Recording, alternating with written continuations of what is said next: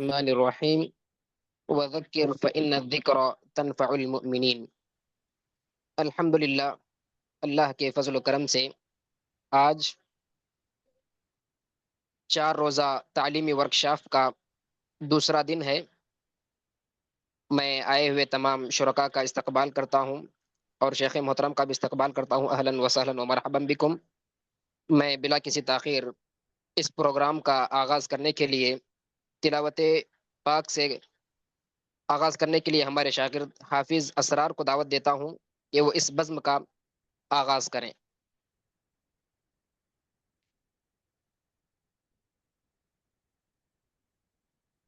السلام علیکم ورحمۃ اللہ وبرکاتہ۔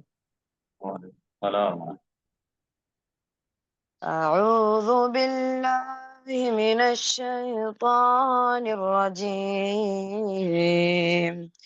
بسم اللہ الرحمن الرحیم۔ فبما رحمة من الله لنت لهم ولو كنت فظا غليظ القلب لانفضوا من حولك فاعف عنهم واستغفر لهم وشاورهم في الأمر فإذا عزمت فتوكل على الله إن الله يحب المتوكلين. إن ينصركم الله فلا غالب لكم وإن يخذلكم فمن ذا الذي ينصركم من بعده وعلى الله فليتوكل المؤمنون. وما كان لنبي أن يغل ومن يغل يأت بما غل يوم القيامة ثم توفى كل نفس ما كسبت وهم لا يظلمون. السلام علیکم ورحمۃ اللہ وبرکاتہ۔ ماشاء اللہ، بارک اللہ فی حسن صوتک۔ اس کے بعد میں اس بزم کا آغاز کرنے کے لیے آج کا جو عنوان ہے نماز کا طریقہ سنت کے مطابق، میں شیخ محترم کو دعوت دیتا ہوں کہ وہ اس عنوان کی وضاحت کریں۔ فلتفضل مشکورا۔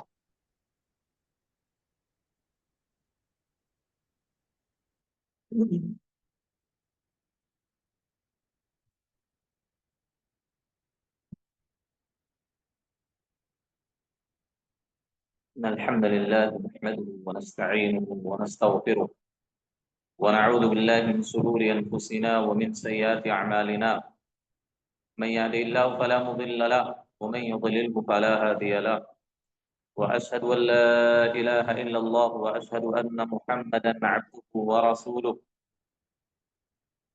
يا أيها الذين آمنوا اتقوا الله حق تقاته ولا تموتن إلا وأنتم مسلمون. يا أيها الناس اتقوا ربكم الذي خلقكم من نفس واحدة وخلق منها زوجها وبث منهما رجالا كثيرا ونساء، واتقوا الله الذي تساءلون به والأرحام إن الله كان عليكم رقيبا. يا أيها الذين آمنوا اتقوا الله وقولوا قولا سديدا يصلح لكم أعمالكم ويغفر لكم ذنوبكم، ومن يطع الله ورسوله فقد فاز فوزا عظيما. أما بعد، فإن خير الحديث كتاب الله وخير الهدى هدى محمد صلى الله عليه وسلم، وشر الأمور محدثاتها وكل محدثة بدعة وكل بدعة ضلالة وكل ضلالة في النار. فقد قال الله تبارك وتعالى في كلامه الحكيم: فاذكروا الله كما علمكم ما لم تكونوا تعلمون. وقال النبي صلى الله عليه وسلم: صلوا كما رأيتموني أصلي.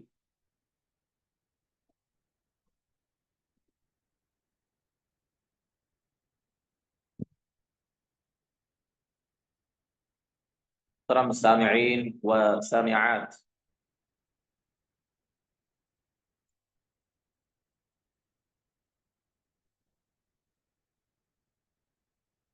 ہمارے اور آپ کے محاضرے کی آج کی دوسری کڑی، جیسا کہ آپ نے ابھی سنا، نماز کا طریقہ سنت کے مطابق، اور کل کا جو عنوان ہے نماز میں ہونے والی غلطیاں اور اس کی اصلاح۔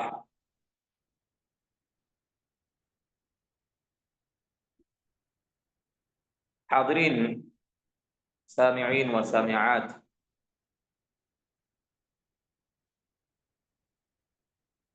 نماز کا طریقہ، جہاں تک رہی بات کہ نماز کا صحیح طریقہ کیا ہے، سنت کے مطابق نماز کی کیفیت کیسی ہونی چاہیے،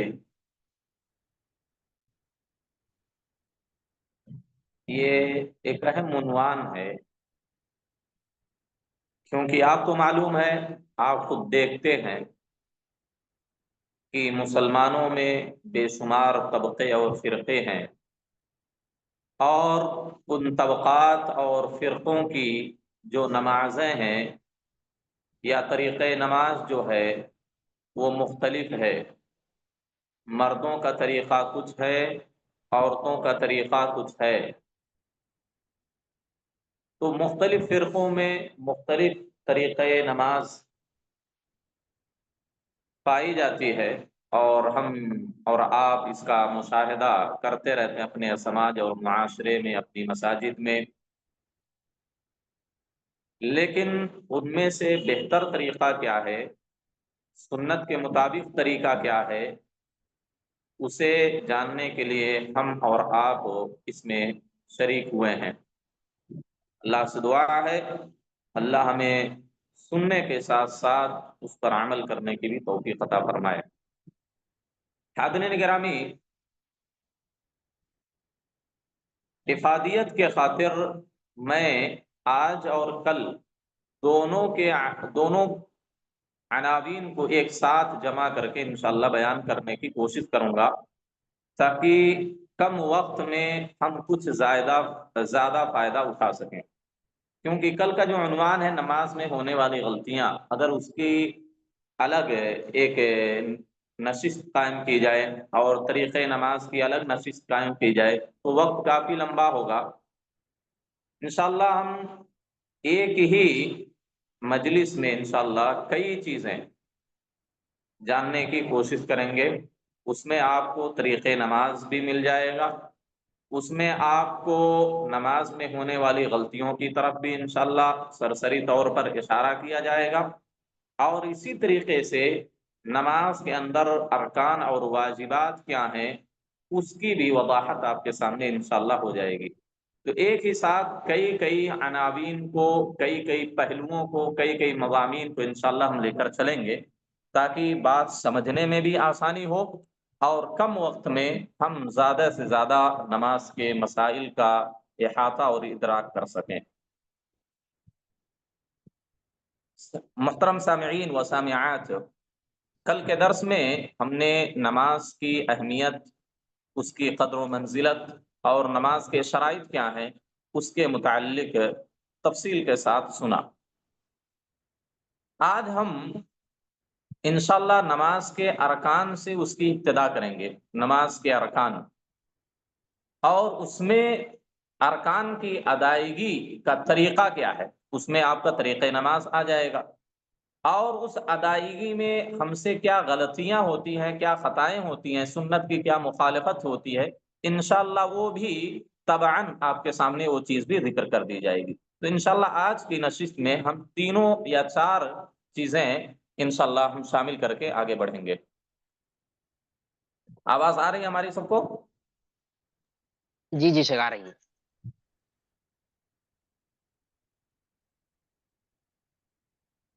جی، تو ہم نے کل نماز کے شروط پڑھے، 8 شرطیں ہم نے آپ کو نماز کی بتائیں، اور اس میں کچھ واضح جو غلطیاں ہوتی ہیں اس کی طرف بھی نشاندہی کر دی تھی۔ اسی طرح آج نماز کے ارکان، ہم نے کل کے درس میں بتلایا تھا شرط کا تعلق نماز سے خارج کا ہے، یعنی خارج نماز سے جس کا تعلق ہے وہ شروط کہلاتے ہیں، اور داخل نماز سے جن اعمال کا تعلق ہے جن کے بغیر نماز ہوتی ہی نہیں، کسی بھی صورت میں نماز باطل ہو جاتی ہے اگر ان میں سے کوئی شے چھوٹ جائے، اس کو ہم ارکان کہتے ہیں۔ تو نماز کے ارکان جو ہیں اس کا تعلق داخل صلاۃ یا داخل نماز سے ہے، تو وہ ترتیب وار اس کو بھی ہم جانیں گے۔ اس سے ہمارا اور آپ کا فائدہ یہ ہوگا کہ ہم کو اس بات کا علم ہو جائے گا کہ کن چیزوں کے چھوٹنے سے ہماری نماز باطل ہوتی ہے۔ اور یہ بات جان لیں، رکن چاہے جان بوجھ کر چھوڑیں یا سہون چھوٹ جائے، بھول چوک کر ہم سے چھوٹ جائے، دونوں حالتوں میں نماز باطل ہے۔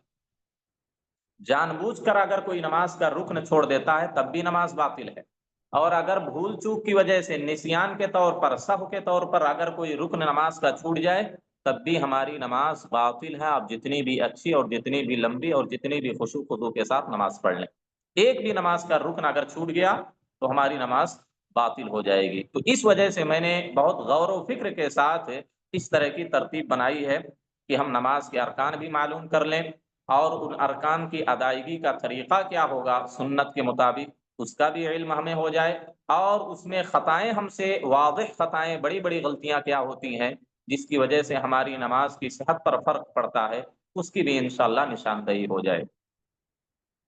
تو سب سے پہلا رکن نماز کا نیت ہے۔ کل کے درس میں ہم نے اشارہ کیا کہ بعض لوگوں نے نیت کو شروط میں سے شامل کیا ہے، اور بعض لوگوں نے نیت کو نماز کے ارکان میں داخل کیا، اسی وجہ سے کل ہم نے نیت کے متعلق بحث نہیں کی تھی۔ تو سب سے پہلی چیز نماز کے ارکان میں سے نیت ہے۔ نیت کسے کہتے ہیں؟ آپ سب کو معلوم ہونا چاہیے، نیت کہتے ہیں العزم والارادہ، عزم کو، ارادے کو، قصد کو نیت کہا جاتا ہے۔ کسی کام کے کرنے کا ارادہ آپ کے دل میں پیدا ہو جائے، آپ قصد کر لیں، عزم کر لیں، پختہ ارادہ کر لیں، اسی کو نیت کہا جاتا ہے۔ اور اصطلاح میں نیت کہتے ہیں عزم القلب على فعل الشيء تقربا الى اللہ تعالی، کہتے ہیں کہ اللہ کی قربت کے خاطر کسی عمل کے کرنے کا پختہ ارادہ کرنا، اللہ کی عبادت کے لیے کسی عمل کو کرنے کا پختہ ارادہ کرنا، اس کو نیت کہتے ہیں۔ تو نماز کے لیے یہ نیت رکن ہے۔ اگر نیت ہماری اور آپ کی نماز سے قبل نہیں پائی گئی تو ایسی صورت میں ہماری نماز باطل ہے۔ اور یہ بات یاد رکھیں، لوگ یہ غلطی کرتے ہیں نیت میں صرف ارادہ ہو گیا نماز کا، یہی کافی نہیں ہے۔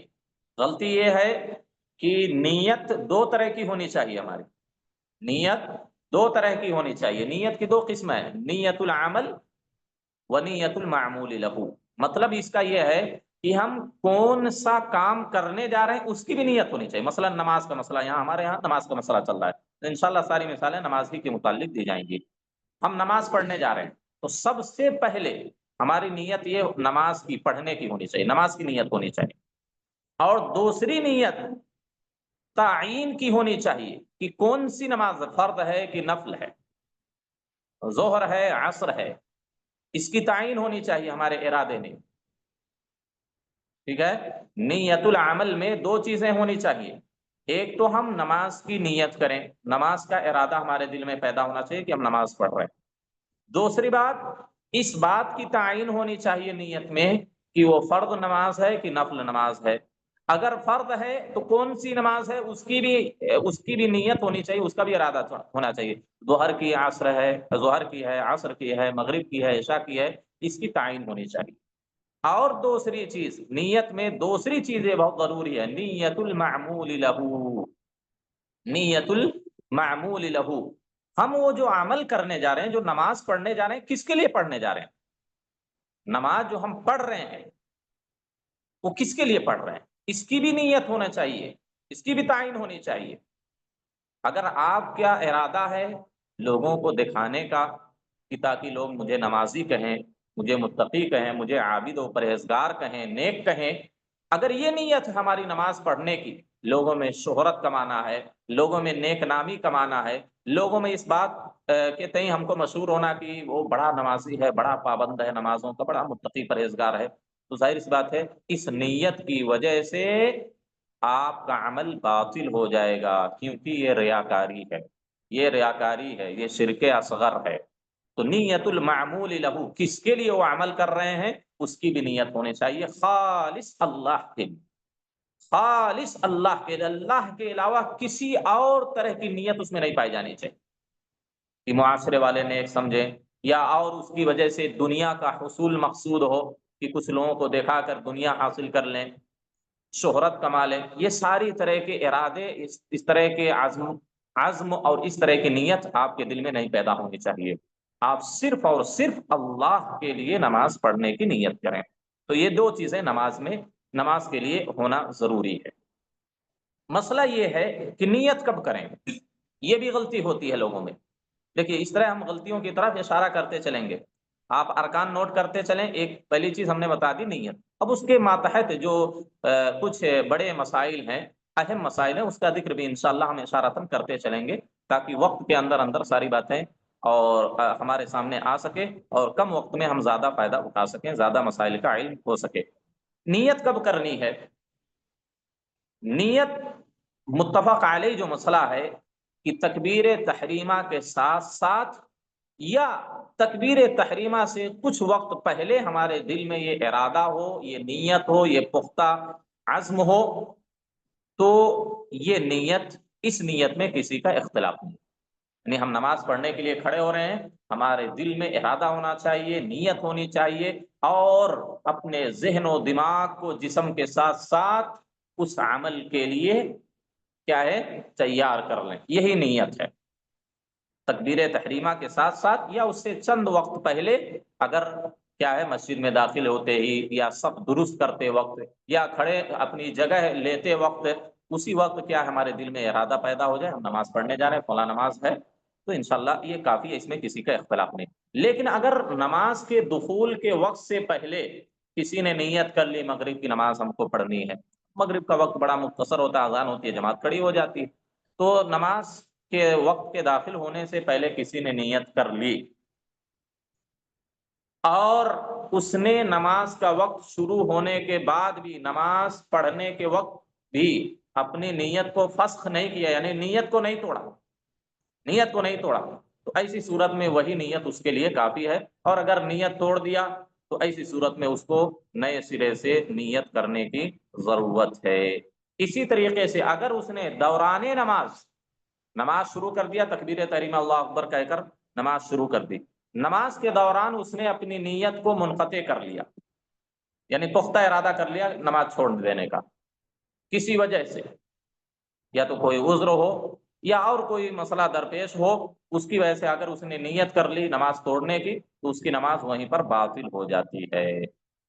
تو یہ نیت کے متعلق چند مسائل تھے، حالانکہ مسائل تو بے شمار ہیں، اگر صرف نیت کے متعلق گفتگو کی جائے تو انشاءاللہ یہ 2-4 دن تو اسی میں نکل جائیں گے، لیکن یہ واضح مسائل جو ہمیشہ پیش آتے ہیں ہمارے اور آپ کی نمازوں میں، اس کی ہم نے مختصر وضاحت کر دی۔ تو یہ پہلا رکن ہے نماز کا، نیت بہت ضروری ہے، بغیر نیت کے کوئی بھی عبادت اللہ کے یہاں قابل قبول نہیں ہے۔ آپ بارہا سنتے ہیں، صحیح بخاری کی پہلی حدیث ہے، انما الاعمال بالنیات، تمام اعمال کا دار و مدار کس پر ہے؟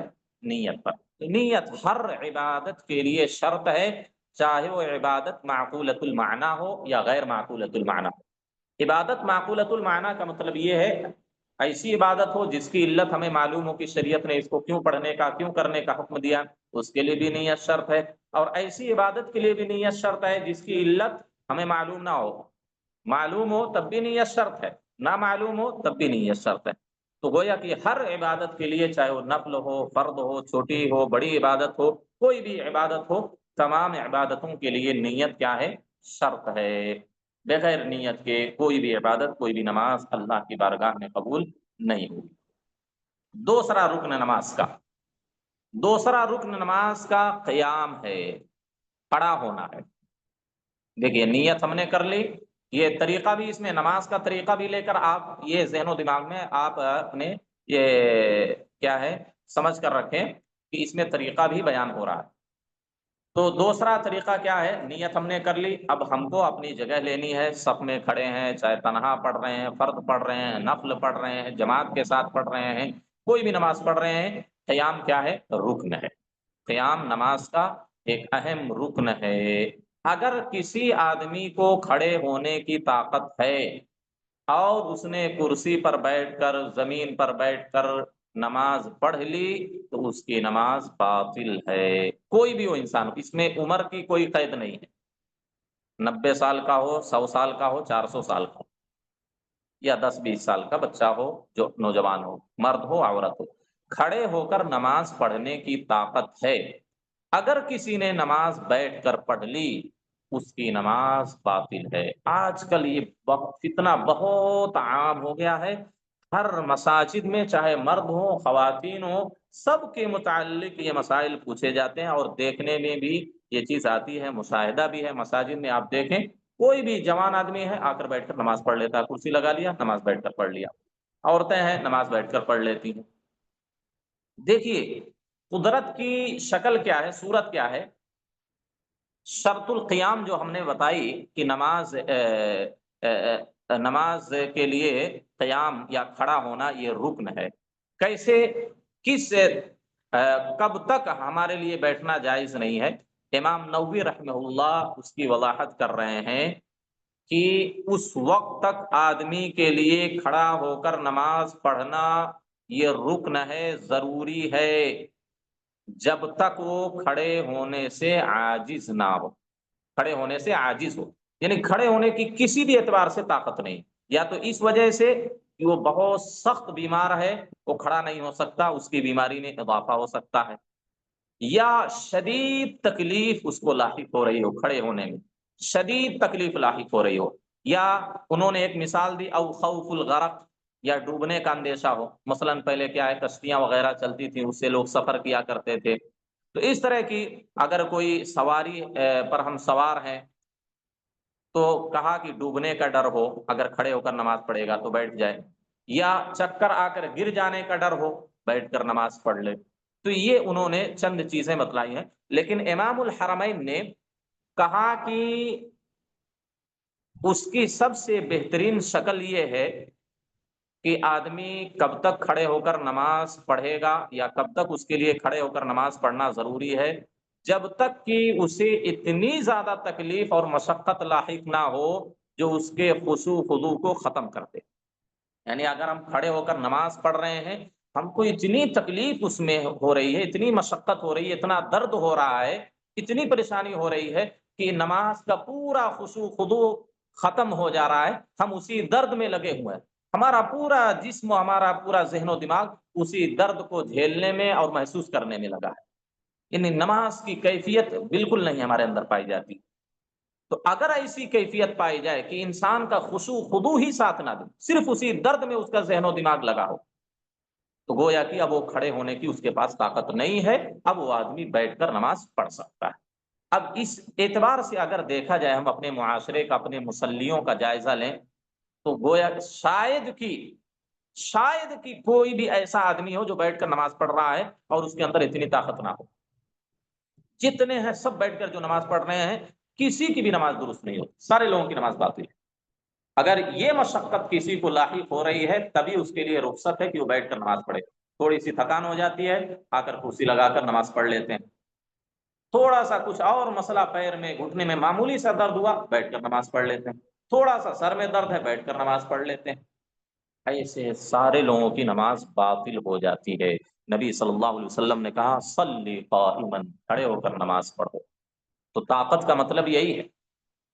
آپ نے کیا کہا فَإِن لَمْ تَسْتَطِعْ، اگر کھڑے ہونے کی طاقت نہیں ہے تو بیٹھ کر نماز پڑھو، تو طاقت کا مطلب یہی ہے۔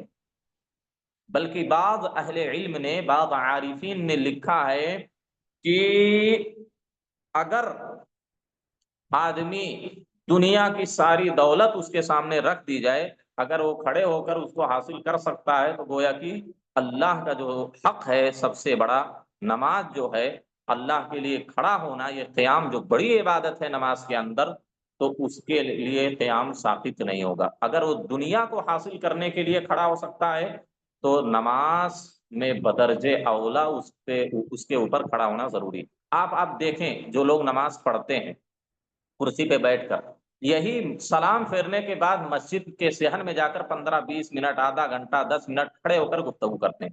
نماز کے باہر جاتے ہیں، گیٹ کے باہر جماعت سے جیسے باہر نکلتے ہیں مسجد سے، کھڑے ہو کر کئی منٹ گفتگو کرتے ہیں۔ دکانوں میں کھڑے ہو کر چائے پی رہے ہیں، گفتگو کر رہے ہیں، اپنے سارے دنیاوی مسائل وہ کھڑے ہو کر، بینک میں جا رہے ہیں، کہیں اور لائن لگانی پڑ رہی ہے، آدھا گھنٹہ، ایک گھنٹہ کھڑے ہو جائیں گے، لیکن مشکل سے 2 منٹ، 3 منٹ، 4 منٹ، 5 منٹ زیادہ سے زیادہ۔ فجر کی نماز میں زیادہ سے زیادہ 5-6 منٹ کا قیام ہوتا ہے، ورنہ عام نمازوں میں 2 منٹ، 2.5 منٹ، 1 منٹ، آدھا منٹ، اس طرح کا قیام ہمارا ہوتا ہے۔ وہ 2 منٹ، 3 منٹ بھی اللہ کے لیے کھڑے نہیں ہو سکتے ہیں، لیکن اپنی دنیاوی کام و کاج کے لیے، اپنی ذاتی معاملات کے لیے آدھا گھنٹہ، گپ شپ کے لیے آدھا گھنٹہ، گفتگو کے لیے آدھا گھنٹہ، یہ ساری چیزوں میں آدھا گھنٹہ کھڑے ہونے کی طاقت ان کے پاس ہے، لیکن نماز میں اللہ کے لیے کھڑے ہونے کی 2 منٹ کی طاقت نہیں۔ تو ایسے لوگوں کی نماز باطل ہے۔ یہ بہت اہم مسئلہ ہے۔ دور حاضر میں یہ فتنہ بہت عام ہو گیا ہے، بوڑھا جوان سب، مرد و عورت سب، یہ فیشن بن گیا ہے، فتنہ بن گیا ہے، سارے لوگ بیٹھ کر نماز پڑھ لیتے ہیں۔ ٹھیک ہے، تو یہ کھڑا ہونا نماز کا اہم رکن ہے۔ کھڑے ہونے کی کیفیت کیا ہے؟ عام طور پر جیسے لوگ کھڑے ہوتے ہیں وہی کیفیت ہے کہ آپ کا قدم بالکل سیدھا ہو، قدم بالکل سیدھا ہونا چاہیے، سمجھ رہے ہیں؟ آپ کے قدم کی جو انگلیاں ہیں وہ قبلہ رخ ہو، اس طرح سیدھا ہو، قبلہ رخ ہونی چاہیے آپ کی انگلیاں۔ یہ نہیں بعض لوگ ایسا پیر رکھتے ہیں، ایسا ادھر کی انگلیاں اس سمت میں جاتی ہیں، ادھر کی انگلیاں اس سمت میں جاتی ہیں، قبلہ رخ ایسے نہیں ہوتی، سیدھا ایسا پیر ہونا چاہیے آپ کا۔ آپ کے قدم کی جو انگلیاں ہیں قبلہ رخ ہونی چاہیے۔ یہاں بھی غلطی لوگ کرتے ہیں، ٹیڑھا ٹیڑھا پیر کھڑا کرتے ہیں، پیر ملاتے ہیں تو ان کی پیر کی جو چھوٹی چھوٹی انگلیاں ہیں وہ ملاتے ہیں، پیر نہیں ملاتے، ٹخنے سے ٹخنا نہیں ملاتے، انگلی سے انگلی ملاتے ہیں، جیسے کرنٹ جوائنٹ کر رہے ہوں، ایک وائر جوائنٹ کر رہے ہوں، ایسا نہیں ہونا چاہیے، یہ طریقہ غلط ہے کھڑے ہونے کا۔ آپ بالکل اپنے چہرے کے ساتھ، اپنے جسم کے ساتھ، اپنے قدم کے ساتھ قبلہ رخ ہونے چاہیے، مطلق طور پر قبلہ رخ آپ ہوں۔ تو یہ کھڑے ہونے میں یہ غلطی نہیں کرنی چاہیے، آپ کا قدم سیدھا ہونا چاہیے۔ 2 رکن ہو گئے۔ تیسرا رکن نماز کا تکبیر تحریمہ ہے۔ تیسرا رکن نماز کا کیا ہے؟ تکبیر تحریمہ ہے۔ اللہ اکبر کہہ کر جو ہم نماز شروع کرتے ہیں، تکبیر تحریمہ یہ نماز کا ایک اہم رکن ہے، اسی سے ہماری نماز شروع ہوتی ہے، یہیں سے ہماری نماز کی ابتدا ہوتی ہے۔ آپ صلی اللہ علیہ وسلم نے کیا کہا؟ اذا قمت الى الصلاة فکبر، جب تم نماز کے لیے کھڑے ہو تو اللہ اکبر کہو۔ آپ صلی اللہ علیہ وسلم نے کیا کہا؟ تحریمها التکبیر، نماز کی تحریم کیا ہے؟ تکبیر ہے۔ کیوں تکبیر کو، پہلی تکبیر کو کیوں تحریمہ کہتے ہیں؟ تکبیر تحریمہ کیوں کہتے ہیں؟ اس کی ایک بڑی وجہ ہے۔ وجہ یہ ہے، اس وجہ سے تکبیر تحریمہ کو تکبیر تحریمہ کہتے ہیں کیونکہ جب آدمی اللہ اکبر کہہ کر اپنی نماز شروع کرتا ہے تو اس مصلی پر نماز سے پہلے جو چیزیں حلال تھیں اب اس پر حرام ہو جائیں۔ اللہ اکبر کہہ کر نماز شروع کرنے سے پہلے جو اس پر چیزیں حلال تھیں اب اس پر حرام ہو جاتی ہیں۔ اس کے لیے گفتگو کرنا حرام، اس کے لیے ہنسنا حرام، اس کے لیے کھانا پینا حرام۔ انشاءاللہ اگر وقت نے وفا کی تو مبطلات صلاۃ، نماز کن کن چیزوں کی وجہ سے باطل ہو جاتی ہے وہ چیزیں بھی آپ کے سامنے انشاءاللہ رکھنے کی کوشش کی جائے گی۔ تو تکبیر تحریمہ کو اسی وجہ سے تکبیر تحریمہ کہتے ہیں کہ ہر وہ چیز جس سے نماز فاسد ہو جاتی ہے، ہماری باطل ہو جاتی ہے، اللہ اکبر کہنے سے وہ ساری چیزیں ہمارے اور آپ کے لیے، تمام مصلیوں کے لیے حرام ہو جاتی ہیں، اسی وجہ سے اس کو تکبیر تحریمہ کہا جاتا ہے۔ اور اس کی ایک بڑی حکمت علماء نے بیان کی ہے۔ حکمت یہ بیان کی ہے کہ اللہ اکبر کہنے کی حکمت یہ ہے، نماز شروع کرنے کی لیے اللہ رب العالمین نے دوسرا کوئی کلمہ کیوں نہیں مشروع قرار دیا؟ کچھ اور ہم کہہ لیتے، اللہ کہہ لیتے، رحمان کہہ لیتے، رحیم کہہ لیتے، یا اور کوئی کلمہ کہہ لیتے، اللہ اکبر کہہ کر ہی نماز شروع کرنے کے حکم کیوں دیا گیا؟ اس کی حکمت کیا ہے؟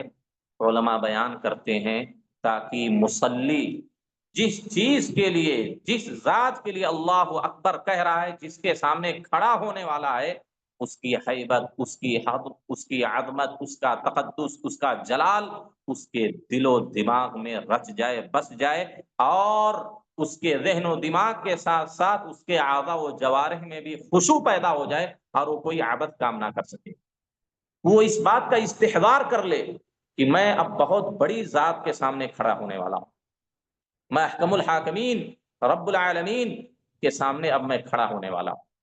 یہ استحضار پیدا کرنے کے لیے، یہ کیفیت پیدا کرنے کے لیے اللہ رب العالمین نے اللہ اکبر کہنے کا حکم دیا، اسی سے نماز شروع کرنے کا حکم دیا۔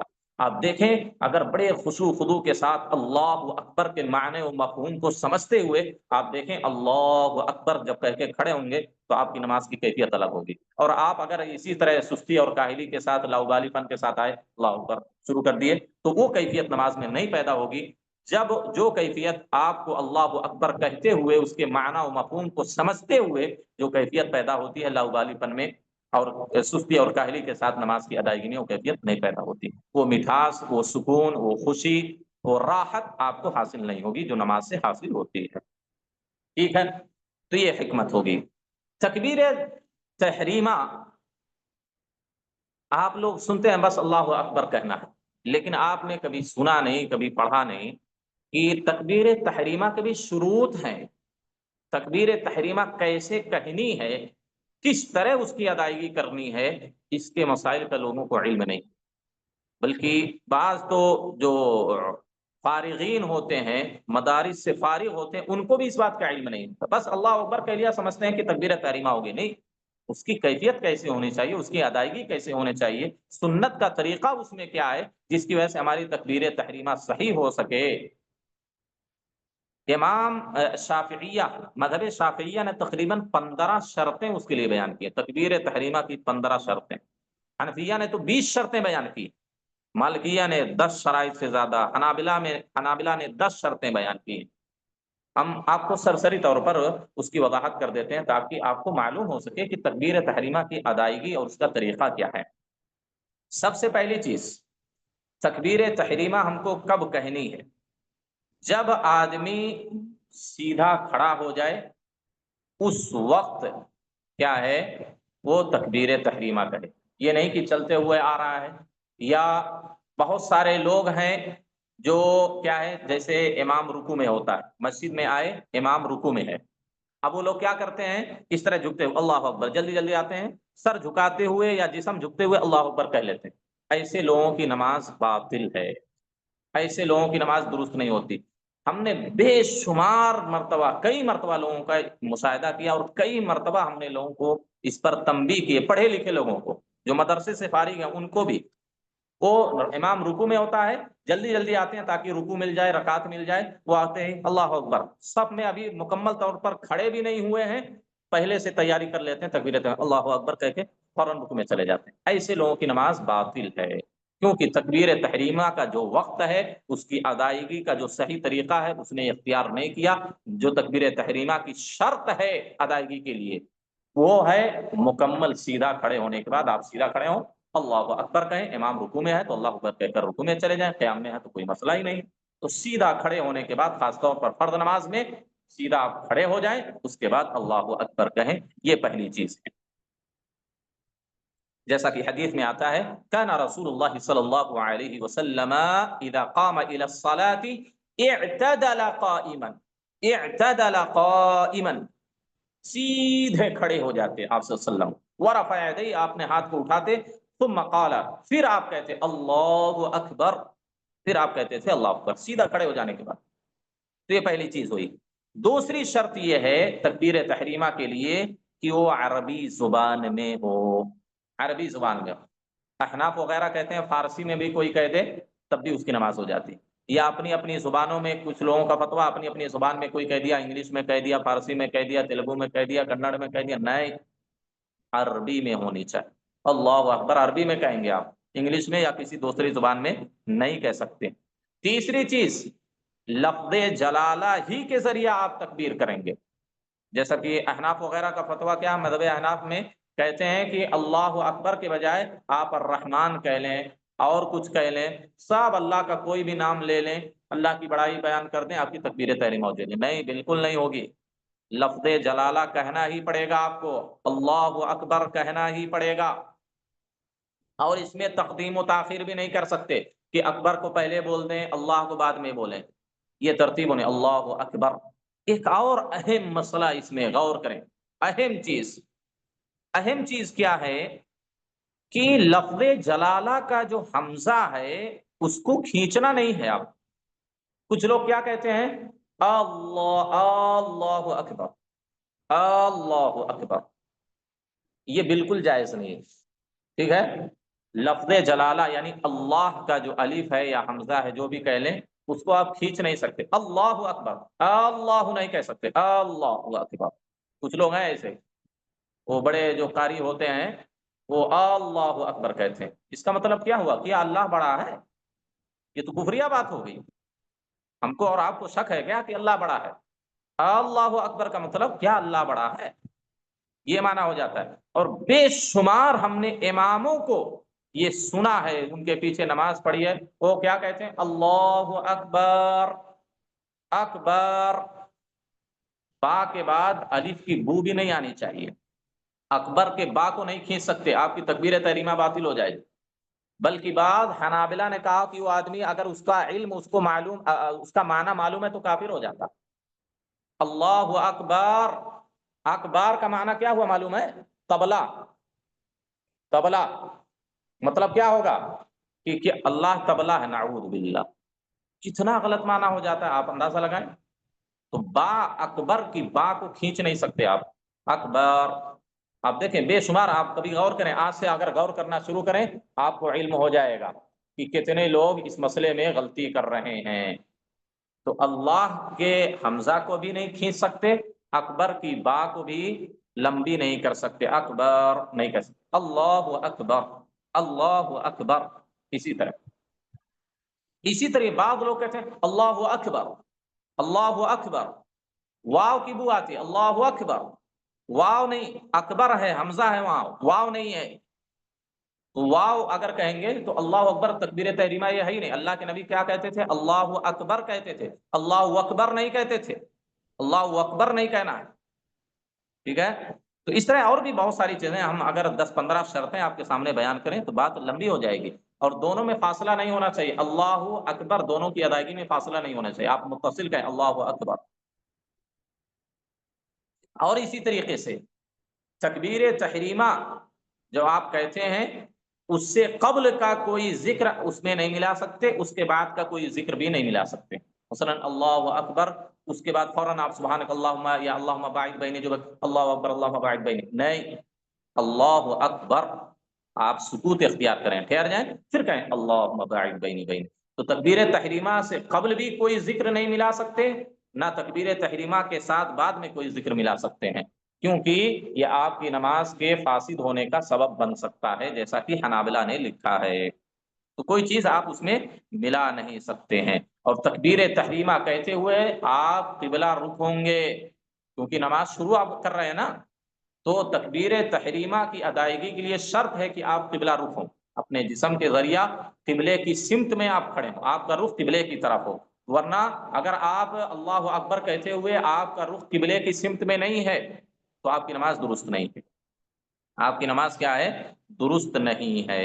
اسی طریقے سے ایک اہم چیز، میں ساری شرطیں آپ کے سامنے بیان نہیں کر سکتا ہوں، ایک اہم چیز، اگر ہم اور آپ جماعت سے نماز پڑھ رہے ہیں تو تکبیر تحریمہ کے لیے مقتدیوں کے لیے ایک شرط یہ ہے کہ جب امام تکبیر کہہ لے اس کے بعد آپ تکبیر کہیں، اللہ اکبر، امام کی تکبیر ختم ہوئی، اب آپ کہیں اللہ اکبر۔ اگر امام سے سبقت کسی نے کر لی، یعنی امام کی تکبیر سے پہلے کسی نے تکبیر کہہ لی، جیسا کہ آپ خود اپنی نمازوں کا اگر آپ غور کریں، اپنی نمازوں پر آج سے اگر آپ غور کرنا شروع کریں تو آپ دیکھیں گے آپ امام کے ساتھ ساتھ تکبیر تحریمہ کر لیتے ہیں، امام کی تکبیر را ابھی ختم نہیں ہوا آپ بھی اس میں اللہ اکبر کہہ دیتے ہیں، نماز آپ کی درست نہیں ہے، کیونکہ آپ مقتدی ہوئے ہی نہیں۔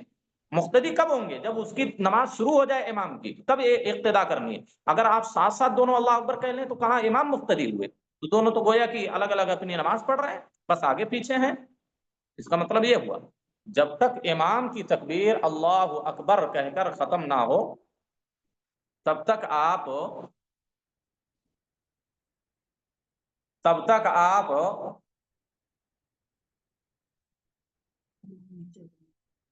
تب تک آپ کیا ہے تکبیر تحریمہ نہیں کہہ سکتے۔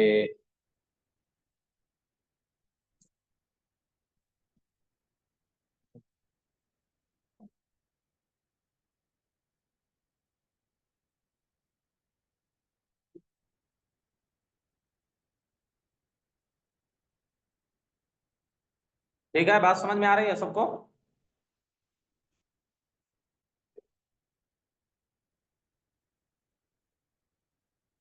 بات سمجھ میں آ رہی ہے آپ لوگوں کو؟ جی جی شیخ۔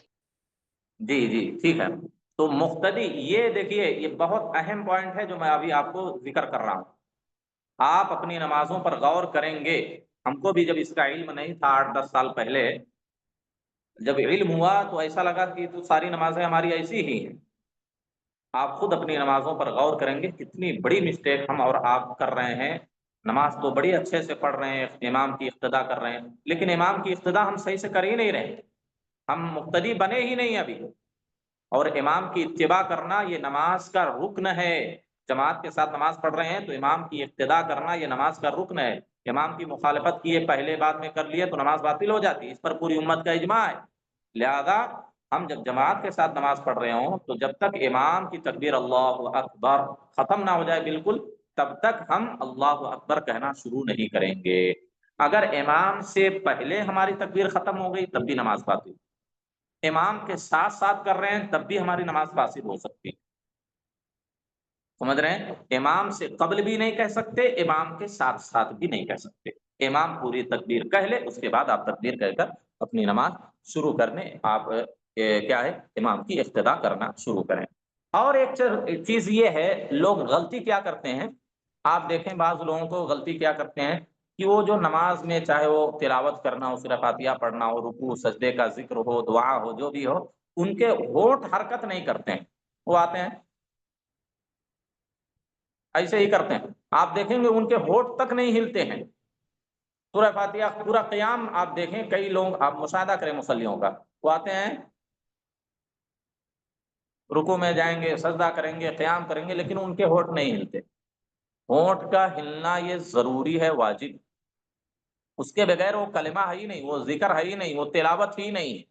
تحریک اللسان، تحریک اللسان، ہونٹ کا حرکت کرنا یہ ضروری ہے، اس کے بغیر وہ تلاوت نہیں، وہ ذکر نہیں، وہ دعا نہیں۔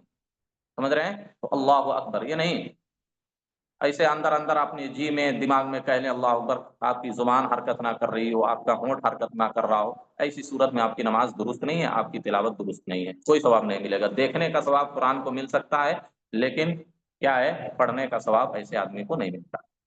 ٹھیک ہے، تو کتنے رکن ہو گئے؟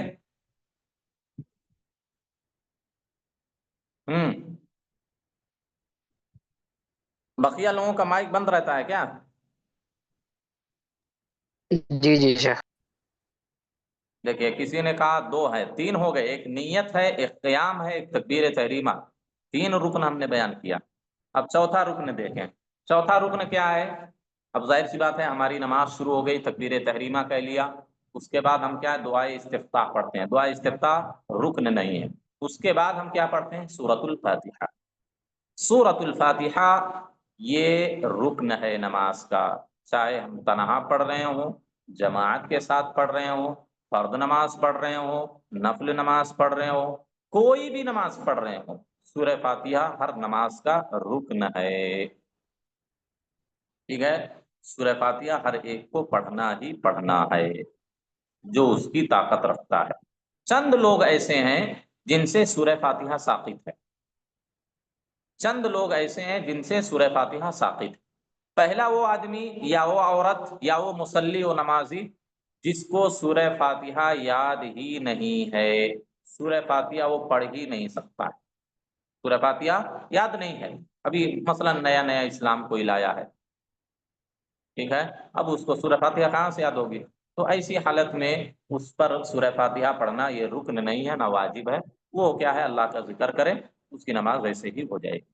ٹھیک ہے، یہ پہلا آدمی ہے جس کو سورہ فاتحہ یاد نہیں ہے۔ البتہ یاد نہیں ہے تو یہی صرف کافی نہیں ہے کہ اس کے لیے سورہ فاتحہ فوراً ثابت ہو جائے گی، نہیں، ایک اہم چیز آپ لوگ سن لیں، شاید پہلی بار یہ ساری باتیں سنیں گے آپ۔ اگر سورہ فاتحہ یاد نہیں ہے، اس کی مادری زبان جو ہے انگلش ہے، تیلگو ہے، کنڑ ہے، ہندی ہے، اردو ہے، جو بھی ہے اس کی زبان، آپ اس کو کاغذ پر لکھ کر دیں، یا کہیں کتاب اتاب میں اردو تیلگو انگلش کنڑ کسی زبان میں ہے، اس میں سورہ فاتحہ لکھی ہے، وہ نماز میں قیام میں کھڑا ہو، اللہ اکبر، دعا استفتاح یاد ہو تو پڑھے، اللہ کے حمد ثنا بیان کرے، اس کے بعد ایسے دیکھ کے وہ پڑھ لے سورہ فاتحہ، ٹھیک ہے، الحمدللہ رب العالمین الرحمن الرحیم جو بھی ہے۔ اگر وہ دیکھ کے پڑھنے کی بھی طاقت ہو، اسی کی مادری زبان میں عربی میں لکھا ہو، رسم الخط صرف اس کی زبان میں ہو، ہندی میں، انگلش میں، تیلگو میں، کنڑ میں، ٹھیک ہے، الحمدللہ رب العالمین الرحمن الرحیم دیکھ کر پڑھے۔ اگر وہ دیکھ کر بھی پڑھ نہیں سکتا، اس کو زبانی بھی یاد نہیں ہے، حفظ نہیں ہے، تو ایسی صورت میں اس سے سورہ فاتحہ ثابت ہے، اس کی نماز انشاءاللہ صحیح ہوگی۔ یہ پہلا آدمی۔ دوسرا وہ نمازی جس سے سورہ فاتحہ کا رکن ساقط ہو جاتا ہے، معاف ہو جاتا ہے، کون سا آدمی ہے؟ وہ آدمی جس کو قیام ملے ہی نہ، مثلا جماعت کے ساتھ نماز ہو رہی ہے، آدمی آ کر ملا، جیسے ہی کھڑا ہوا امام صاحب رکوع میں چلے گئے، آیا اللہ اکبر کہا، امام صاحب کی قرات ختم ہو گئی، رکوع میں چلے گئے، یا مسجد میں آیا، امام صاحب رکوع میں تھے، رکوع کی حالت میں ہی وہ نماز میں شامل ہو رہا ہے، تو اب یہ محل فرض سورہ فاتحہ کس حالت میں پڑھنا واجب ہے؟ رکوع میں کہ سجدے میں کہ تشہد میں؟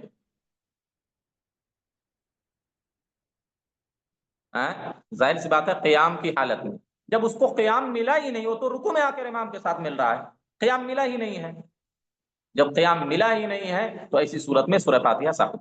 محل فرض اگر اس کو حاصل ہو جائے، قیام اس کو مل جائے، تو ایسی صورت میں اس پر سورہ فاتحہ پڑھنا واجب۔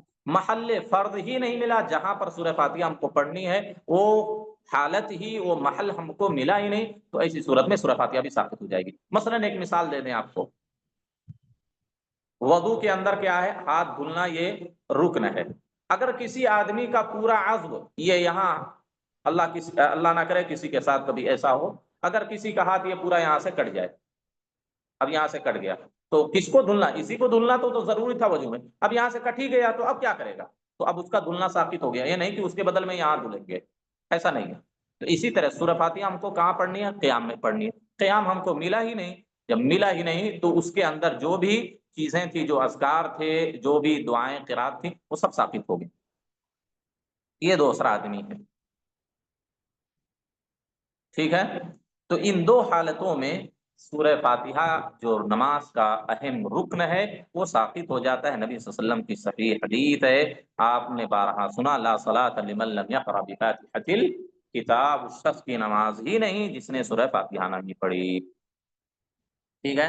اب سورہ فاتحہ کیسے پڑھنی ہے؟ سورہ فاتحہ کیسے پڑھنی ہے لوگ اس کی طرف توجہ نہیں دیتے، ہماری مائیں، بہنیں، بچے، بوڑھے جو بھی ہیں، لوگ اس کی توجہ دیتے نہیں، وہ یہ سمجھتے ہیں کہ ہم کو سورہ فاتحہ یاد ہے، بس یاد ہے، لیکن کیسے پڑھنا ہے نماز کے اندر اس کی پرواہ ان کو نہیں ہے۔ نماز کے اندر سورہ فاتحہ رکن ہے، اور رکن میں کمی اور زیادتی نہیں کر سکتے، یہ پوری امت کا اجماع ہے، رکن میں کمی اور زیادتی نہیں کر سکتے، رکن میں کمی زیادتی کریں گے تو نماز باطل ہو جاتی ہے۔ اب سورہ فاتحہ کیسے پڑھنی ہے؟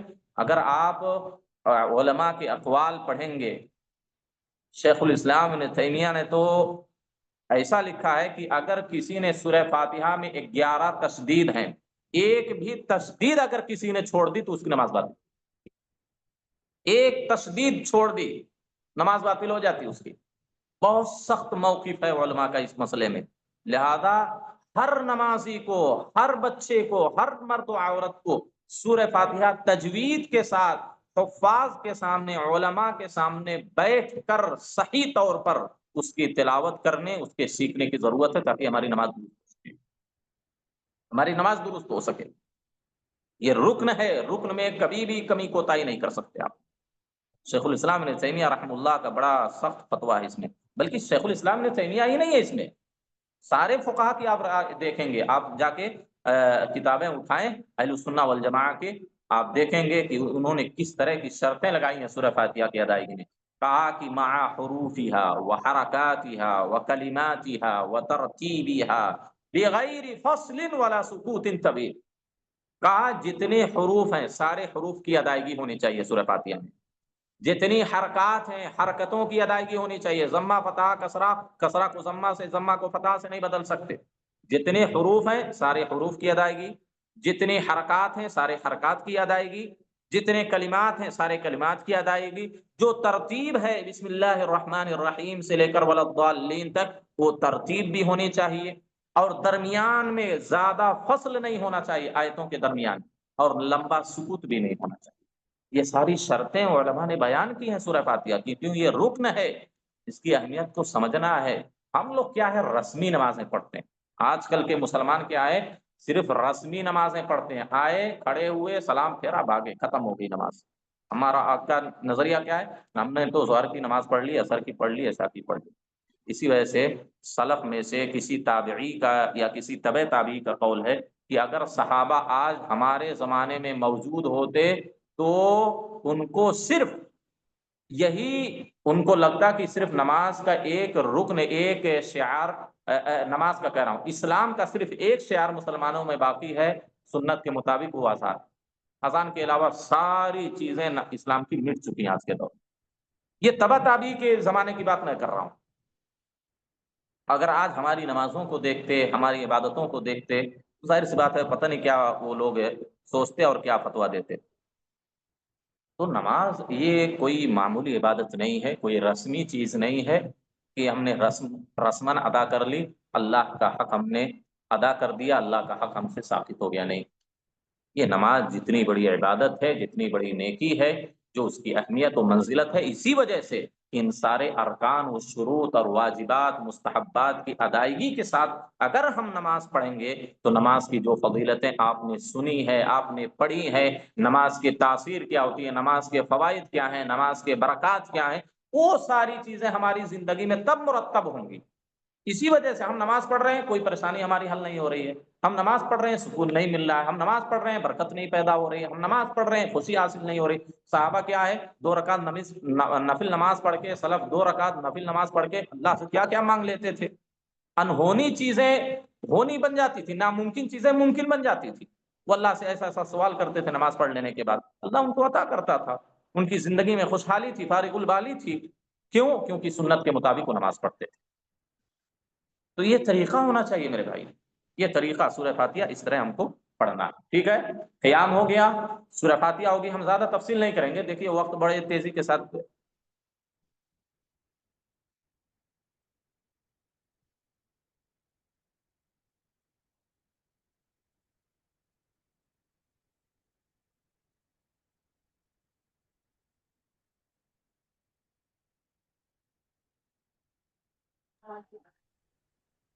شروع کرے شکا؟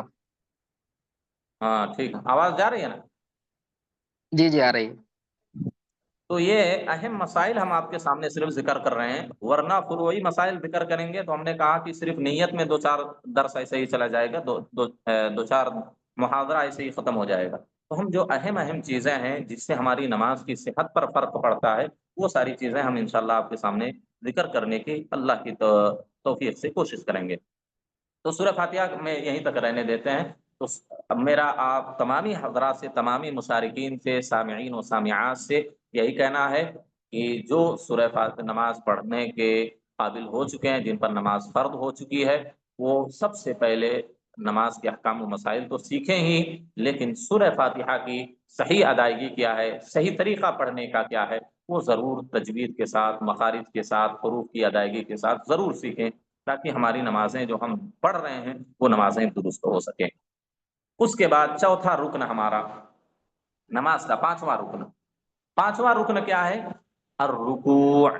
ہماری نماز سورہ فاتحہ ہم نے پڑھ لی، اس کے بعد جو سورہ پڑھی جاتی ہے وہ نماز کا رکن نہیں ہے، واجب بھی نہیں۔ اس کے بعد رکن آتا ہے رکوع۔ رکوع یہ نماز کا رکن ہے، چاہے آمدن کوئی چھوڑ دے یا نسیانن کوئی چھوڑ دے، قیام سے سیدھا سجدے میں چلا جائے اور پھر اس رکن کو نہ لوٹائے، سجدہ سہو نہ کرے، تو اس کی نماز باطل ہو جاتی ہے۔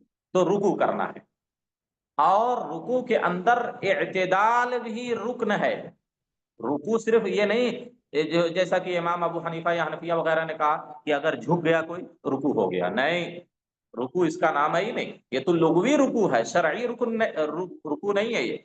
आप रुकू जब करेंगे सही तौर पर, रुकू की जो कैफियत है इंशाअल्लाह वो आपके सामने बाद के दर्स में आएगी अगर वक्त मिला तो रुकू ये नमाज का अहम रुकन है और उसके अंदर एतदाल होना चाहिए, सुकून होना चाहिए, इत्मीनान होना चाहिए, इतना एतदाल होना चाहिए कि जो मशरू जिक्र है रुकू के अंदर वो आप पढ़ सकें, वो आप पढ़ सकें रुकू के अंदर ही, उठते बैठते नहीं, सर उठाते हुए रुकू में जाते हुए नहीं, रुकू में जाने के बाद आप सही तौर पर उन अस्कार को पढ़ सकें। तो यही इत्तिदाल है, यही तुमानीनत है, यही सुकून है। और फिर रुकू से उठना ये भी क्या है, रुकन है। रुकू से उठना भी रुकन है। ये रुकू से अगर कोई डायरेक्ट सजदे में चला गया, सही तौर पर सीधा खड़ा नहीं हुआ, देखिए रुकू में गया, रुकू भी अच्छे से इत्मीनान से कर लिया, लेकिन समी अल्लाहु लिमन हमिदा अभी सही खड़ा नहीं हुआ, फौरन सजदे में चला गया, जिस तरह बहुत कुछ लोग ऐसा जल्दी जल्दी नमाज पढ़ लेते हैं, तो ऐसे लोगों की नमाज भी बातिल हो जाएगी।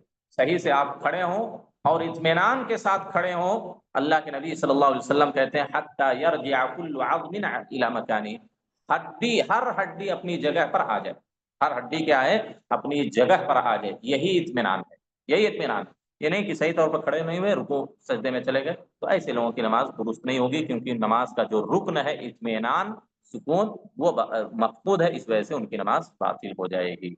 तो तुमानीनत होनी चाहिए। हदीस मुसीए सलाह आप बारहा सुने होंगे, हदीस मुसीए सलाह, जो एक सहाबी थे बेचारे नमाज पढ़ रहे हैं, अल्लाह के नबी से जाके सलाम कर रहे हैं, अल्लाह के नबी कहते हैं वालेकुम अस्सलाम व रहमतुल्लाहि व बरकातुहू, फसल्ली फइन्नका लम तुसल्ली, इरजिअ फसल्ली फइन्नका लम तुसल्ली, जाओ फिर से नमाज पढ़ो, तुमने नमाज ही नहीं पढ़ी। वो एक सहाबी थी, आप जरा अंदाजा करें, एक सहाबी नमाज पढ़ रहे हैं, एक सहाबी मस्जिद नबी में नमाज पढ़ रहे हैं, आप सल्लल्लाहु अलैहि वसल्लम कहते हैं जाओ तुमने नमाज ही नहीं पढ़ी, फिर से नमाज पढ़ो। हालांकि उन्होंने बेचारे पूरी नमाज पढ़ के जाकर फिर अल्लाह के नबी नमाज पढ़ लिए, फिर गए सलाम की, आपने कहा इरजिअ फसल्ली फइन्नका लम तुसल्ली, जाओ फिर से नमाज पढ़ो, नमाज नहीं पढ़ी। बेचारे तीन बार आए, पूरी नमाज अच्छी, दूसरी बार और अच्छे से पढ़े, तीसरी बार और अच्छे से पढ़े, उनके जाम के मुताबिक, उनके ख्याल के मुताबिक, एक सहाबी की नमाज है, लेकिन फिर भी नबी क्या कह रहे हैं, तुमने नमाज पढ़ी ही नहीं। क्यों कहा नबी ने नमाज नहीं पढ़ी है? सिर्फ वजह ये थी कि उनकी नमाज में इत्मीनान नहीं था। वो सूरह फातिहा भी पढ़ रहे थे, वो रुकू भी कर रहे थे, वो सजदा भी कर रहे थे, वो तशहुद भी कर रहे थे, सब कर रहे थे। नबी ने क्या कहा, नमाज पढ़ी ही नहीं है। क्यों कहा? उनकी नमाज में इत्मीनान नहीं था, वो रुकू सजदे जल्दी जल्दी कर रहे थे। आप सल्लल्लाहु अलैहि वसल्लम ने जब उनको सिखाया नमाज, तो आपने क्या कहा, तुम मरका हत्ता तत्मइन्ना राकिअन, तुम फिर रुकू करो यहाँ तक कि इत्मीनान के साथ रुकू कर लो, इत्मीनान के साथ रुकू कर लो। इसी वजह से हदीस के अंदर आता है, नबी सल्लल्लाहु अलैहि वसल्लम ने फरमाया ला तुज्जिउ सलातुन ला युकीम अर्रजुलु फीहा सुल्बहु फिर रुकुई वस्सुजूद, उस आदमी की नमाज दुरुस्त नहीं है जो आदमी रुकू और सुजूद में अपनी पीठ को सीधी ना रखे, सीधी ना रखे, एतदाल उसके रुकू सजदे में ना हो, उसकी नमाज दुरुस्त नहीं। अब तुमानीनत कैसे पैदा होगी? तुमानीनत कैसे पैदा होगी? सुकून एतदाल कैसे पैदा होगा? पहली चीज तो रुकू में क्या चीजें जरूरी हैं? आपका सर झुकना चाहिए, आपके दोनों हाथ आपके दोनों घुटनों पर होने चाहिए, ठीक है, ये इतना तो जरूरी है, बकिया चीजें वाजिबात में आपको बयान की जाएंगी। तो कैसे तुमानीनत साबित होगी? उलमा लिखते हैं कि इतनी देर रुकू में रहे कि उसके सारे जोड़ में इत्मीनान और सुकून पैदा हो जाए, अपनी अपनी जगह पर आ जाए। ये उलमा ने लिखा है। नबी सल्लल्लाहु अलैहि वसल्लम ने इसी वजह से कहा ला ततिम्मु सलाति अहदिकुम, तुम में से किसी की नमाज उस वक्त तक मुकम्मल नहीं होगी। आपने रुकू का जिक्र किया, कहा तुम यरका, वो रुकू करे, वयदउ यदैहि अला रुकबतैहि, अपने दोनों हाथों को अपने घुटनों पर रखे, हत्ता तत्मइन्ना मफासिलहु, यहाँ तक कि उसके जोड़ों में इत्मीनान हो जाए, व तस्तरखी, और ढीले पड़ जाओ, ठीक है। और रुकू की मिकदार कितनी है? हमने कहा कि कम से कम जो वाजिबी जिक्र है रुकू के अंदर उतना वो कह सके, ये क्या है, जरूरी है। तो रुकू के बाद खड़े होना ये भी एतदाल में दाखिल है। अगर सही से खड़ा नहीं हुआ, सज्दे में चला गया, नमाज उसकी दुरुस्त नहीं होगी। हदीस मुसीए सलाही में अल्लाह के नबी ने कहा तुम मरफा تم پھر رکوع سے کھڑے ہو، اپنا سر اٹھاؤ، حتی تطمئن رافعان، یہاں تک کہ اطمینان کے ساتھ کھڑے ہو جاؤ، اطمینان کے ساتھ کھڑے ہو جاؤ۔ حدیث کے اندر آتا ہے نبی صلی اللہ علیہ وسلم کی صفت جو بیان کی گئی ہے، فَإِذَا رَفَعَ رَأْسَهُ، جب اپنا سر اٹھاتے رکوع سے، استوى، سیدھے کھڑے ہو جاتے، استوى حتی یعود کل فقار مکانہ، یہاں تک کہ ہر ہڈی اپنی اپنی جگہ پر آ جاتی۔ تو بس یہیں تک انشاءاللہ، بقیہ کل کے درس میں یہ تینوں چیزیں جو ہم نے کہا، نماز کے اندر ہونے والی غلطیاں اس کی اصلاح بھی ہو رہی ہے، اور نماز کا طریقہ کیا ہے، نبوی طریقہ نماز کا کیا ہے، وہ بھی چیزیں ہمارے کیا ہے درس میں آ رہی ہیں، اور نماز کے ارکان کیا کیا ہیں جس کے بغیر ہماری اور آپ کی نماز صحیح ہوتی ہی نہیں، قبول ہی نہیں ہوتی، درست ہی نہیں ہوتی۔ یہ تینوں چیزیں ہم شامل کر کے اپنے درس میں لے کر چل رہے ہیں، ورنہ الگ الگ ساری چیزوں کو بیان کریں گے تو وقت کافی لگے گا، اور یہ محاورہ جو 4 دن کا ہے، شاید ان 4 دنوں میں ہماری پوری بات نہ آ سکے۔ جی، کوئی چند اہم سوال اگر ہوں تو آپ پوچھ سکتے ہیں، بقیہ انشاءاللہ باتیں کل آئیں گی، جو بقیہ ارکان ہیں، واجبات ہیں، اور طریقۂ نماز ہے، غلطیاں ہیں، وہ انشاءاللہ کل کے درس میں اس کی بھرپائی کرنے کی کوشش کریں گے۔ جی، اہم سوالات۔ جی، کسی بھائی نے ایک سوال کیا ہے کہ نماز کا جی، کوئی رکن چھوٹ جائے تو کیا وہ رکعت باطل ہوگی جس رکعت کا رکن چھوٹا ہے، یا مکمل نماز؟ دیکھیے، اگر کسی رکعت میں کوئی رکن چھوٹ گیا، کسی رکعت میں کوئی رکن اگر چھوٹ گیا تو اس کی 2 حالتیں ہیں، ٹھیک ہے؟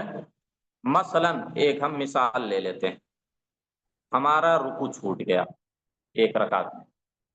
اب رکوع جب چھوٹ گیا ہے، اب ایسی حالت میں جو دوسری رکعت ہم پڑھ رہے ہیں، اگر یا دوسری رکعت ہم شروع کرنے والے ہیں، تو جو رکن چھوٹا اس رکن تک پہنچنے سے پہلے پہلے ہم کو یاد آ جائے، اس رکن تک پہنچنے سے پہلے پہلے ہم کو یاد آ جائے کہ پہلی رکعت جو ہم نے ادا کی اس میں ایک سجدہ ہمارا چھوٹ گیا، ایک سجدہ کر کے ہی ہم سیدھا کھڑے ہو گئے دوسری رکعت کے لیے۔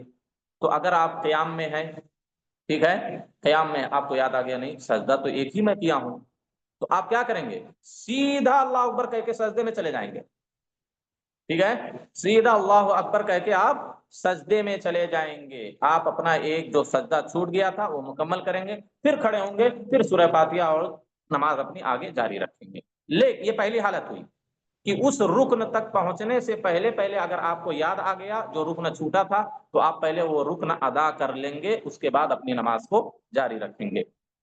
اور اگر اس رکن تک پہنچ گئے، ہم نے کہا کہ سجدہ چھوٹا تھا، اب دوسری رکعت میں ہم کو کب یاد آیا؟ جب ہم رکوع کر لیے، سجدے میں جا رہے تھے، تو اب کیا کریں گے؟ اب ہم یہ نیت کر لیں گے کہ وہ پہلی رکعت ہماری ملغا ہو گئی، اب دوسری رکعت جو ہماری ہے یہ پہلی رکعت ہو جائے۔ سمجھ رہے ہیں؟ پہلی رکعت جس میں سجدہ چھوٹ گیا، ہم اب سجدے میں پہنچ چکے ہیں، تب ہم کو یاد آیا کہ پہلی رکعت میں ایک سجدہ چھوٹ چکا تھا، تو ہماری پہلی رکعت ملغا ہو جائے گی، یعنی باطل ہو جائے گی۔ اب یہ دوسری جو ہم رکعت پڑھ رہے تھے یہ ہماری پہلی رکعت ہوگی، یہاں سے لے کر آپ 4 رکعت مستقل پڑھیں گے، اور اس کے بعد سجدہ سہو آخر میں کریں گے۔ ٹھیک ہے، مسئلہ واضح ہے؟ جی، جزاکم اللہ خیر۔ ایک دوسرا سوال، نماز میں اگر کوئی نیت کرتا ہے تو ایسی نماز کا کیا حکم ہے؟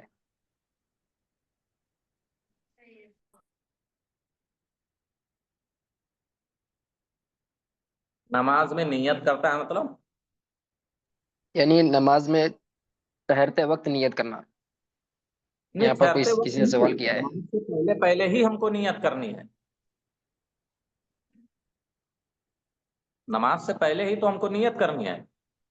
ہاں، اگر نماز بغیر نیت کے نماز میں داخل ہو گیا تو نماز باطل ہے، نماز باطل ہے۔ پھر وہ پھر سے نیت کر کے نیت کرنے کا مطلب پھر سے وہ دل میں ارادہ پیدا کرے کہ ہم نماز ظہر کی پڑھنے جا رہے ہیں، اس کے بعد نماز شروع کریں۔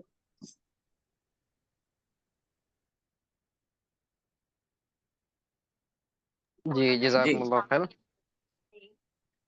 3 تکبیر تحریمہ کی ڈیفینیشن بتا دیں۔ تکبیر تحریمہ کا مطلب یہی ہوا اللہ سب سے بڑا ہے،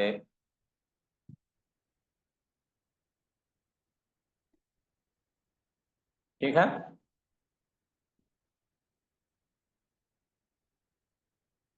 اور کسی کو کچھ پوچھنا ہے تو جلدی پوچھ لیں۔ جی کسی کا ایک سوال ہے، رکن چھوٹنے پر پہلے میں جب پھر سے سجدے میں چلے گئے، کیا اس میں سجدے سہو ہوگا؟ سجدے میں چلے جائیں، رکن چھوٹنے پر پہلے میں جب پھر سے سجدے میں چلے جائیں تو اس وقت کیا سجدے سہو ہوگا؟ ہاں سجدہ سو آخر میں ہم کو کرنا پڑے گا۔ جو رکن چھوٹا ہے اس رکن کو بھی ادا کریں گے، اس کے بعد ترتیب کے ساتھ پھر نماز ہم پوری کریں گے اور آخر میں سجدہ سو کریں گے۔ شاید آخری دن سجدہ سو ہی کے مسائل ہیں کہ نہیں ہیں؟ جی جی شیخ۔ ہیں، اس میں انشاءاللہ تفصیل آئے گی۔ تو سجدہ سو تو جی کرنا ہی ہے، نماز میں زیادتی ہو کمی ہو سجدہ سو کرنا پڑے گا۔ رکوع میں سبحان ربی العظیم 3 بار سے زیادہ پڑھ سکتے ہیں؟ جی جتنی بار پڑھنا چاہیں پڑھ سکتے ہیں، کوئی تعداد متعین نہیں ہے، زیادہ کی کوئی تعداد متعین نہیں۔ انشاءاللہ یہ واجبات میں یہ ساری چیزیں آئیں گی۔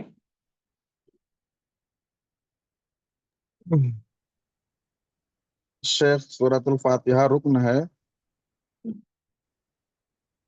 ہوں من ادرک کر رکوع ادرک کر رکھا، اس کی وضاحت کرو شیخ۔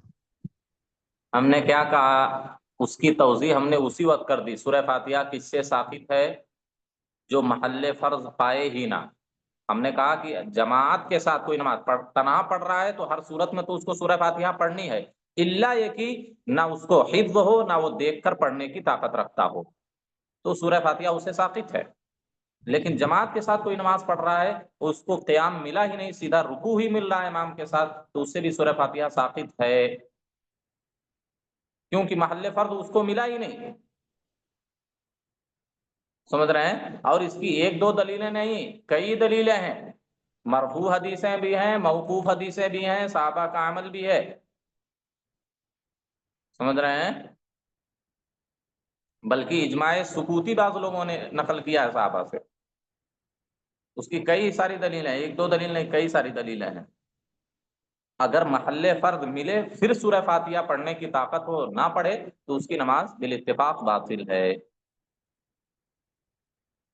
مثلا اب آپ دیکھ لیں، آپ کیا کہنا چاہ رہے ہیں کہ سورہ فاتحہ رکن ہے، پڑھا نہیں تو نماز کیسے اب قیام کیا ہے؟ رکن ہے، قیام کی طاقت نہیں ہے تو کیا کرے گا؟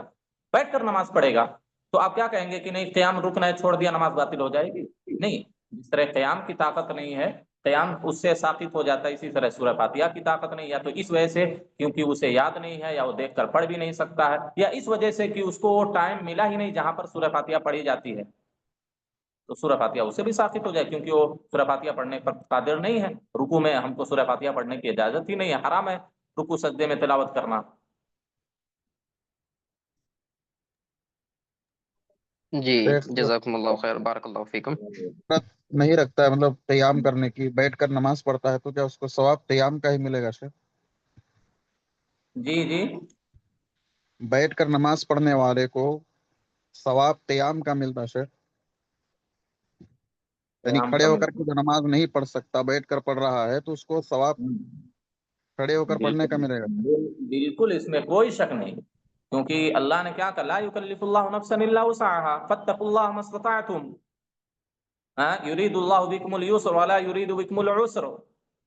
اللہ کے نبی صلی اللہ علیہ وسلم کی صحیح حدیث ہے کہ آدمی جب بیمار پڑ جاتا ہے یا سفر پر نکل جاتا ہے تو اللہ رب العالمین اس کو اتنا ہی اجر و ثواب دیتا ہے جو صحت کی حالت میں، اقامت کی حالت میں جتنی عبادتیں جتنی نیکیاں کرتا تھا، بیمار ہونے کے بعد نہیں کر رہا تب بھی مکمل اجر و ثواب دے گا، کیونکہ بیماری کی وجہ سے نہیں وہ کر پا رہا ہے۔ تو اللہ نے کہا لا یکلف اللہ نفسا الا وسعها، اللہ نے اس کو بیماری دی، وہ کمزوری دی ہے، تو اللہ مکلف نہیں کرتا طاقت سے زیادہ۔ کھڑے ہونے کی طاقت نہیں ہے، اگر جو ہم نے طریقہ بتایا کھڑے ہونے کی، جو کیفیت ہم نے بتائی، جو شرط بتائی، اس اعتبار سے اگر کھڑے ہونے کی طاقت نہیں رکھتا، بیٹھ کر نماز پڑھ رہا ہے، تو اس کی نماز کا ثواب مکمل حاصل ہوگا۔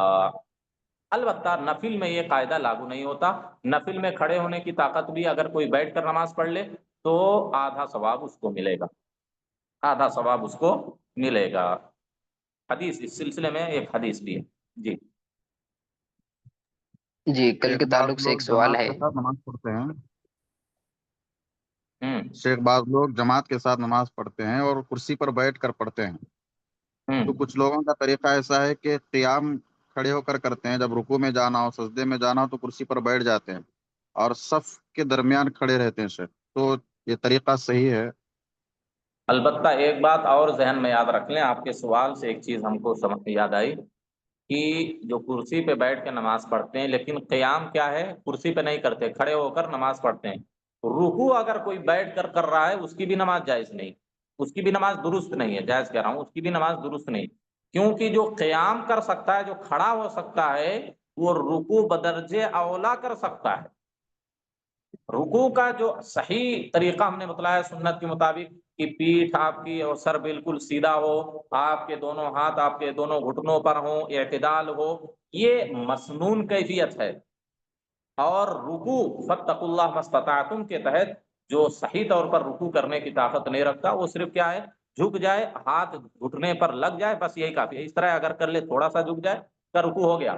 لیکن اگر کھڑے ہو کر نماز پڑھ رہا ہے اور رکوع کرسی پہ بیٹھ کے پھر کر رہا ہے تو ایسے لوگوں کی نماز صحیح نہیں، کیونکہ رکوع قریب تر کس کے، قیام کے کہ سجدے کے؟ ہاں، اقرب کس کے ہے، قیام کے ہے کہ سجدے کے؟ ظاہر سی بات ہے قیام کے ہے۔ آدمی ایسا جی کھڑا، ایسا کر لیا، رکوع ہو گیا۔ جو جتنی طاقت رکھتا ہے جس حساب سے وہ قیام، وہ رکن ہے، ٹھیک ہے۔ ہاں سجدہ نہیں کر پا رہا ہے کیونکہ زمین پر اس کو بیٹھنے کی طاقت نہیں، اٹھنے کی طاقت نہیں، تو سجدہ کرسی پہ بیٹھ کے کر رہا ہے تو کوئی حرج نہیں۔ جی کل کے ٹاپک سے ریلیٹڈ ایک سوال ہے کہ جب حدث اکبر لاحق ہو جائے تو کیا اس کو غسل سر سے پانی بہانا ہے یا صرف کندھے سے پانی بہایا تو چل جائے گا اس کو؟ نہیں نہیں نہیں نہیں، اگر غسل واجب ہو گیا ہے تو جسم کا مکمل حصہ دھونا یہ ضروری ہے، بغیر اس کے غسل صحیح نہیں ہوگا۔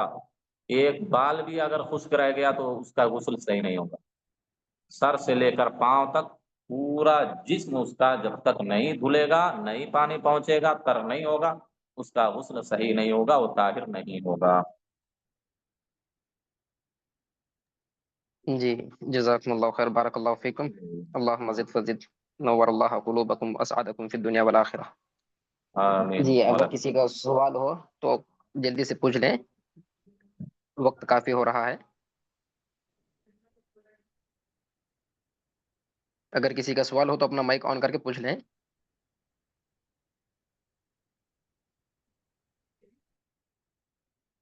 جی